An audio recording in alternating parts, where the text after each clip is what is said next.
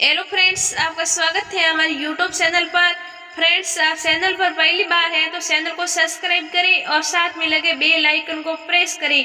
आज करवा चौथ की माता व बहनों ने हार्दिक शुभकामनाएं। नीली आंखों वाली राधा को अपने ही गांव के एक लड़के परवीन से बहुत ही ज्यादा प्यार था। परवीन भी राधा से बेहद प्यार करता था और अब तो पूरे ही गांव में उन लोगों की प्यार की चर्चा होने लगी। और राधा इतनी सुंदर थी कि एक तो उनकी नीली आंखों और देखने में बिल्कुल ही परी जैसी दिखाई देती थी। और राधा पर पूरे गांव के लड़के मरते थे, मगर राधा सिर्फ और सिर्फ परवीन से प्यार करती थी। परवीन खुद की पढ़ाई के साथ साथ गांव के बच्चों को भी पढ़ाता था। कभी कभी राधा परवीन के घर मिलने जाया करती थी। अब राधा परवीन के बिना एक पल भी जीना बेकार हो गया था। एक दिन राधा सुबह के समय परवीन से मिलने गई तो देखा परवीन उसका इंतजार कर रहा था। परवीन बोला, तुम मेरे घर रोज मिलने आती हो लेकिन मुझे मिलकर वापस चली जाती हो, ऐसा क्यों? ऐसा सुनते ही राधा परवीन के सीने में लिपट कर रोने लगी। बोली, मुझे कभी छोड़ मत देना वरना तुम्हारी ये प्यारी राधा मर जाएगी।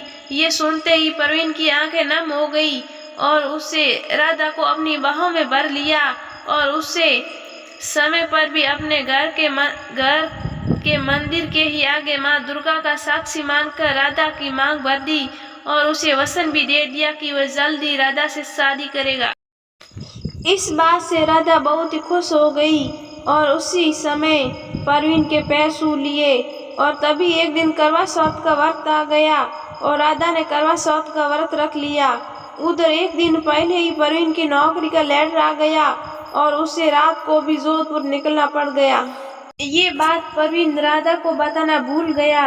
अब राधा करवा चौथ वाले दिन परवीन से मिलने उसके घर गई तो उसके घर के ताला लगा हुआ था। तभी परवीन के बंगल वालों ने बताया कि परवीन की तो बड़ी नौकरी लग गई है, इसलिए वो अपनी माँ को लेकर रात को ही वहाँ से निकल गया। ये सुनते ही राधा के मन में जोरदार झटका लगा। वह रोते हुई घर गई और चीख चीख कर रो रही थी, हाय परवीन, हाय परवीन। उसने न ही कुछ खाया न ही कुछ पिया। उसके माता पिता ने उसे डॉक्टर को बताया। डॉक्टर ने गोली दी पर राधा ने नहीं ली। राधा के व्रत का दूसरा दिन भी निकल गया। राधा की हालत दिन दिन बिगड़ती जा रही थी। वह कह रही थी, मुझे तो बस परवीन से मिलना है। ये सुनकर राधा के पिता व भाई परवीन की खोज में निकल गए। परवीन जोधपुर में अपनी माँ के साथ नौकरी कर रहा था। राधा के पिता गुस्से में थे। परवीन को देखा तो उसके एक थप्पड़ लगा दी। बोला, राधा को बताकर नहीं जा सकता उसकी क्या हालत हो रखी है। राधा ने आपके लिए करवा चौथ का व्रत रखा है। आज 5वां दिन है, उसने न ही कुछ खाया है न ही कुछ पिया है।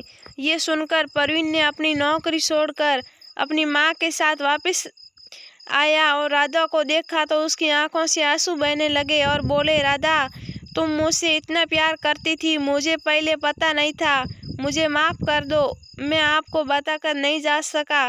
परवीन राधा को छत के ऊपर ले जाकर व्रत खुलवाया। वह राधा की तबीयत अब धीरे धीरे ठीक होने लगी। दोस्तों, उम्मीद है कि ये कहानी आपको पसंद आई होगी। यदि ये कहानी आपको पसंद आई होगी तो लाइक करें, कमेंट करें और शेयर करें।